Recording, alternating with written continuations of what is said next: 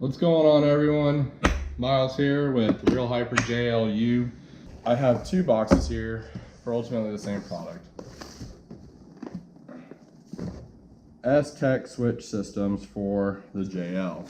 The reason I went with this, I was talking to someone on one of the Facebook pages, was because, bear with me as I open this, I didn't get the Mopar ones because I knew I would need more switches.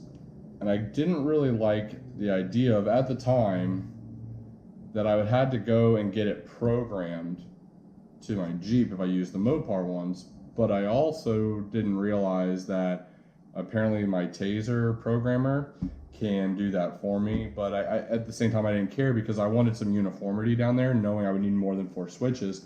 And the 4 button switches, it just wasn't for me, and I wanted something different. I was thinking about the S-Pod, but the Bantam is like $900 or something like that. And then there was, someone did a regular S-Pod. It's not technically for a JL, but I guess they made it work. I was like, I don't know. I mean, it's $500. This is retail, I think, like $300 before maybe any discounts, like if it was Black Friday or certain little things. Like I chose carbon fiber.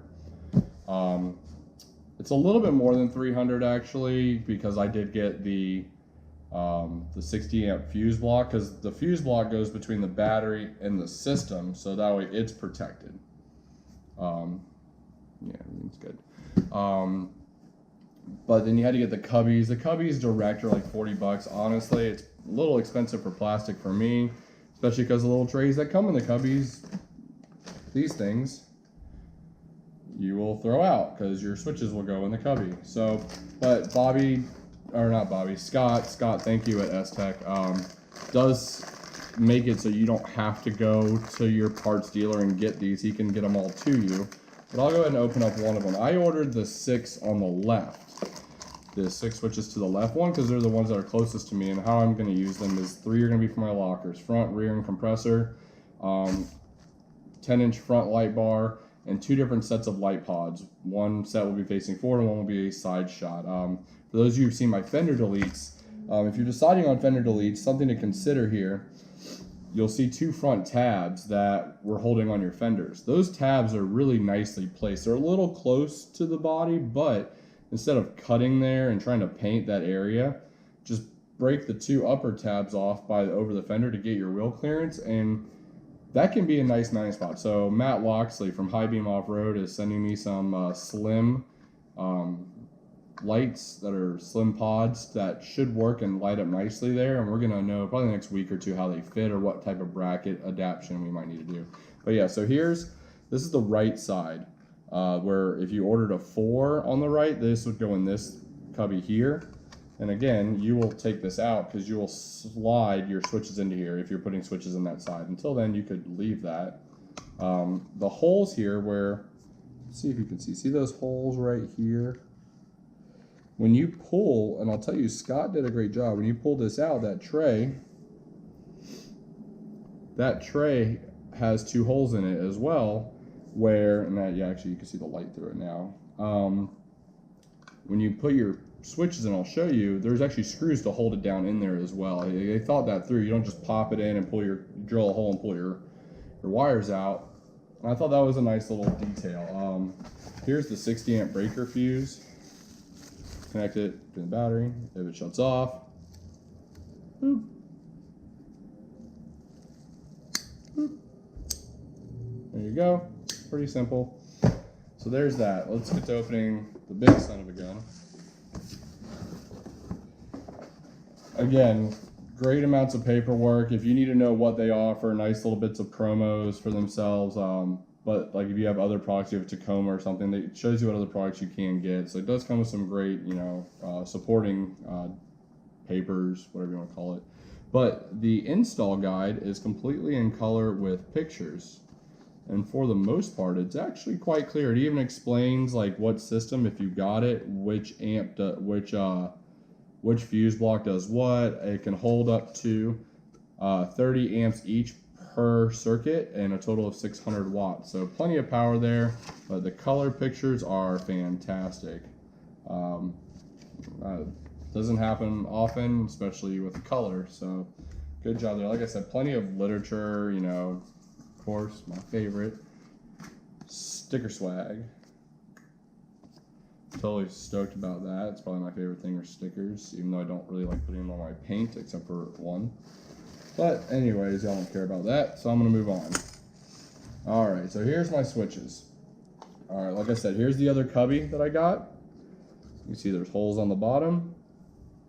On the bottom of my switches, there are 2 areas to put screws.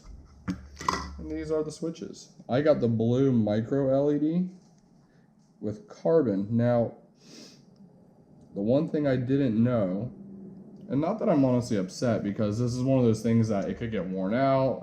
You know, when you rub your fingers on all the time. I thought the plate was real carbon. It's not, but in hindsight, it's better that way. It would have maybe been $25 more in carbon, unless he had to make this whole housing out of carbon. Then you'd be like $50 to $100 because of fabrication and cutting and all that. So this is a wrap, but it's a pretty good quality carbon wrap. It's not a cheaper one. I guess I just really didn't think about it at the time when I ordered it. It's like a $5 upgrade. But I think blue in the carbon is going to look nice.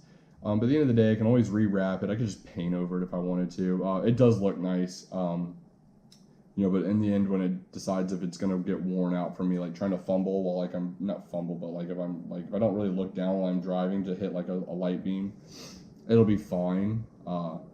Overall, really nicely well put together. Everything's wired nicely. Simple single plug harness to go to the relay, to the switch housing. But then it just, you know, I just kind of put it in there. It all just tucks in nicely like this. So good job on that, Scott. I'm happy with it. Like I said, the only thing I didn't know was that it wasn't real carbon, but at the end of the day, looking back at it, I'm not unhappy that it's not real carbon. It's one less thing where if this was to break or, you know, whatever, it's not as hard to work with. So hindsight, not real carbon, not that bad of a deal though that it isn't. So I'm gonna go ahead and stick this down in here just to protect that up till I can get to an install. Might get it installed Friday if there's time. I might not do that install. It's going to the shop to get some things checked on, so maybe I'll just have them throw it in. But here is the harness and box system. So, he supplies everything you need, by the way. Even the add-a-fuse. There's an add-a-fuse in there. Just pop it in line. Goes right here. Boom. Power. Ground. Leads. Everything's numbered. Tells you right where it goes to what switch, left to right. And in those instructions, it tells you which one is which. This is the mounting bar bracket. Goes right next to the battery. So thank you also Mo Dale with is it Bromance and Easy Does It on their YouTube channel for helping hook this up. This will put it next to the battery, and this will mount onto that. Now let me open this up from the top so y'all can see how they do it. There you go. There's your relays. And there's all, oh man, I don't know how to do this. There's all your fuses. I have in here currently a 30 amp, a 20 amp, and the rest are 15s. Depending on what I need, I might change that around or where they go, because in the booklet it does tell you where the where each one goes to. So if you need, you know, a 50-inch light bar that needs a 30 amp or something, you could do that right there. You could just simply pop in a different fuse and it's adequate. So far so good. I'm happy with what I've received. I can't wait to have it installed. It's gonna make my life a lot easier. It's gonna look clean, because I'm eventually gonna add a few more things where I'll do another 4-switch system. I might go to push buttons just so it looks a little different. But again, going back to the uniformity look, I could just go 10 switches straight across. They have another box. It'll be great. Oh yeah, they even included the screws for putting the switches in the plate, or in the cubbies. So I'll just put those in there. It'll be good to rock and roll. Anyways, if y'all have any questions, just message me. Find me on the Facebook pages, Miles Telzer, any of the JL groups. Happy to answer what I can, or I'll get you in contact with who can.